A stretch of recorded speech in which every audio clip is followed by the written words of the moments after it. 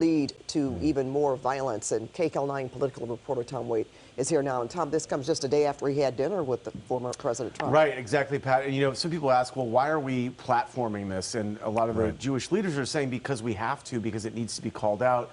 It cannot be ignored. That's what we're being told. So, Ye made more shocking statements today, as Pat and Juan just reported, this time praising Hitler, appearing once again with a white supremacist on a show hosted by a far-right conspiracy theorist known for spreading lies about the Sandy Hook massacre. I see good things. Wearing a black mask over his face, Ye, formerly known as Kanye West, appeared on InfoWars, making another series of vile anti-Semitic statements. I see good things about Hitler also. The Jew, I love everyone. I do love Hitler. I do love the Zionists. I love everyone. InfoWars is run by conspiracy theorist Alex Jones, who spent years spreading lies about the Sandy Hook massacre and has been ordered to pay nearly $1 billion in damages to the Sandy Hook families. Also appearing on the show alongside Ye, white supremacist Nick Fuentes. It's the most frightening thing.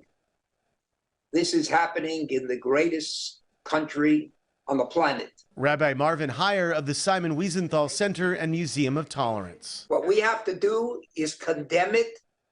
We have to make sure that these three people are isolated and pay the price for stating that. Just last week, Ye and Fuentes attended a dinner hosted by former President Donald Trump at his Mar-a-Lago resort and home. Nick Fuentes is a racist, an anti-Semite, and someone who revels in just saying hateful, bigoted things against Jews and other minorities. My opinion is that former President Trump must condemn the fact that he invited two of them and came there and he hugged them. Who are you hugging? You're hugging people that, if they were in charge, would begin again another final solution.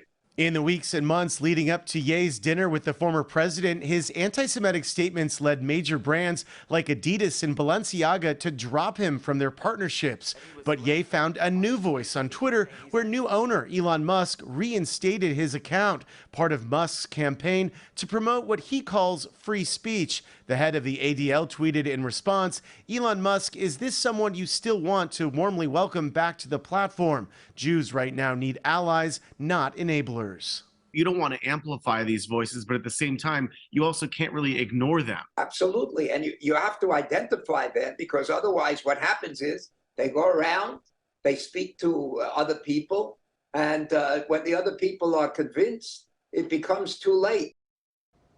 Former President Trump says he knew nothing about Fuentes and did not know he would be with Ye when he went to dinner. Trump called the dinner quick and uneventful. Juan, back to you. All right, Tom, thanks for that. Today, the Senate passed a bill to avert a crippling rail strike. The resolution will force the companies and their workers to abide by a deal brokered by the White House in September. That